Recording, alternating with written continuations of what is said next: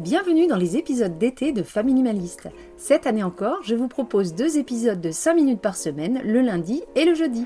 Parce que soyons honnêtes, trouver 20 minutes tranquilles en pleine vacances scolaires avec les enfants dans les pattes, ce n'est pas une mince affaire. Nouveauté cette année, chaque épisode répond à une question posée par l'une d'entre vous sur mon compte Instagram. Avant de commencer, je fais un petit instant auto-promo. Si vous avez envie de bénéficier de mon accompagnement de groupe pour vous aider à désencombrer votre maison pendant 2 mois, ça commence mi-septembre et si vous voulez recevoir tous les détails, inscrivez-vous sur ma mailing list pour recevoir les infos dès début août. Le lien est en description et les places seront limitées. Allez, c'est parti pour la question du jour.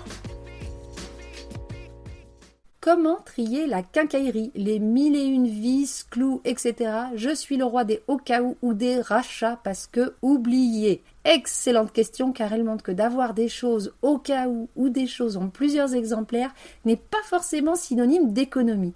Et la quincaillerie, ça peut faire partie des choses les plus difficiles à trier. Comme le dit cette personne, elle garde les objets au cas où et du coup, elle oublie ce qu'elle a chez elle et elle va les racheter. Et ça, c'est assez typique des gens qui accumulent. J'en ai fait partie, clairement. C'est typique de ces accumulations-là qu'on peut avoir dans certaines pièces, comme par exemple les garages. Plus on accumule de quincaillerie, moins c'est rangé, moins on voit notre inventaire. Donc du coup, au moment où on a un projet de bricolage et on doit aller racheter quelque chose, notre premier réflexe, ça va pas être d'aller voir dans notre stock, ça va être de prendre les clés de la voiture et d'aller au magasin de bricolage le plus proche. Parce que pour le prix d'une vis, on préfère se déplacer et aller racheter plutôt que de passer son temps à faire des fouilles archéologiques et d'aller voir si on a la bonne vis. Et pourquoi c'est difficile de trier des choses comme la quincaillerie ? C'est parce que quand on fait du tri, le but c'est de prendre un objet, de se demander si on a envie de le garder ou pas. Alors forcément, face à la quincaillerie, on a des centaines, voire des milliers d'objets devant nous. C'est donc des centaines, voire des milliers de décisions à prendre. Donc il est tout à fait normal de se sentir dépassé par la tâche et de ne pas avoir envie de se mettre le nez dedans. Mais une fois qu'on a dit ça, comment on fait pour trier quand même ? Avant de se lancer dans le tri, il est important de se demander si c'est important ou non qu'on ait un stock de ce genre de choses, si ça correspond à notre manière de fonctionner. Attention, pas la manière dont on aimerait fonctionner, c'est-à-dire que est-ce qu'on a l'habitude ou l'envie d'aller vérifier nos stocks à chaque fois qu'on doit racheter une vis, un clou ou je ne sais quoi. Attention, il faut être très honnête avec nous-mêmes dans la réponse. Si on sent qu'on n'est pas du tout du style à faire ça, à ce moment-là, on ne se relore pas et on se dit que le stock, c'est pas fait pour nous.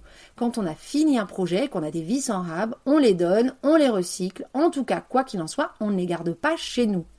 Si on pense qu'on ne peut pas changer nos habitudes, ça ne sert à rien d'avoir un stock. Mais si on a quand même envie d'avoir un stock, comment on s'y prend ? La première chose, c'est de regarder ses besoins. Est-ce qu'on a des travaux prévus ? Est-ce qu'on est en plein travaux d'ailleurs en ce moment ? Quelle est la fréquence à laquelle on bricole ? Dans l'idéal, il faudrait que notre stock soit en adéquation avec nos besoins réels. La deuxième chose, c'est de poser des critères comme le nombre d'exemplaires par exemple. On peut se dire que d'avoir juste 3 ou 4 clous en rab, ça suffit pour ce qu'on en fait. Ou on peut se dire que non, en fait, on préfère avoir un stock de 50 pour une raison X ou Y. Pareil, ça dépend des besoins et des projets à venir. On peut aussi poser un critère sur le prix des choses. On peut décider que ça ne va pas valoir une demi-journée de trier toutes les vis, sachant qu'on n'en aurait pas besoin si souvent. Et on préférera peut-être tout donner. Une fois qu'on a fait le tri, il faut s'attaquer à la phase de rangement qui est très importante pour ce genre de choses parce que ça nous évitera de retomber dans l'accumulation.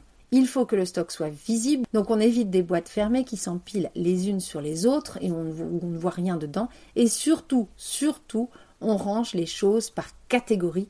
Et si possible, si on est psychorigide comme moi, on étiquette tout. Si vous êtes quelqu'un de très bricoleur et que vous avez des passions créatives, beaucoup de matériel et que vous voulez en savoir un petit peu plus sur le tri de toutes ces choses-là un petit peu créatives, je vous invite à écouter le bonus 6 que j'ai fait l'été dernier sur le minimalisme et la passion créative. Il viendra en très bon complément d'écoute de cet épisode-là.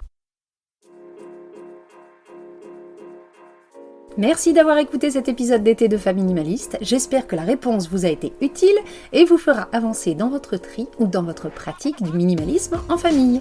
Si vous avez aimé cet épisode, n'oubliez pas de le partager et de laisser un avis sur votre plateforme de podcast préférée. Cela m'aide beaucoup et permet à d'autres de découvrir Famille Minimaliste.